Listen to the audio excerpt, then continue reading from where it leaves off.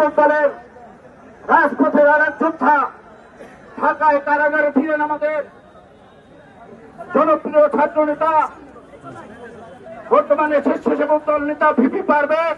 আমরা চাই প্রার্থী যখন একা ছিল তখন জনগণ যেহেতু তার সাথে ছিল, প্রার্থী নির্বাচিত হওয়ার পর জনগণই তার সাথে থাকবে, তার আত্মীয় স্বজন তার বাড়িতে থাকবে। জনগণের সাথে কত দূর থেকে হাইটে আসছেন? হাইটে আসছেন কত দূর? ওই বাড়ি ঘটনা কি ঘটছে আমরা তদন্ত করবো, তদন্ত করে একটা নাম্বার ব্যবস্থা। এই খালটিও তো স্বাধীনতার পর থেকেই আছে, তাই খালটার উন্নয়ন হইল না কেন? এই খালটার উন্নয়ন হয় নাই, মানে উন্নয়ন হয়েছে ব্যক্তির পরিবারের।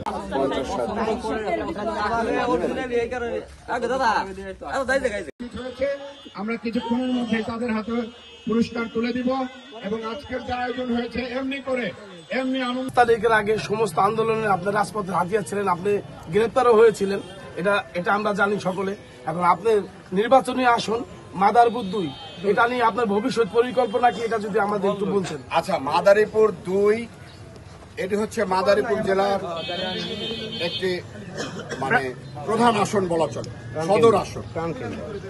এই সদর আসনে বিগত দীর্ঘ সময় একটি সরকার এবং তাদের এমপি মন্ত্রীরা ছিলেন। আমরা অনেক উন্নয়নের কথা শুনেছি, উন্নয়নের গল্প শুনেছি, কিন্তু আমি যখন এই গণসংযোগে বের হলাম তখন গ্রামে গঞ্জের ভিতরে আমি দেখছি যে আসলে উন্নয়নের কি ছাপ, উন্নয়নের কি চিত্র করেছে।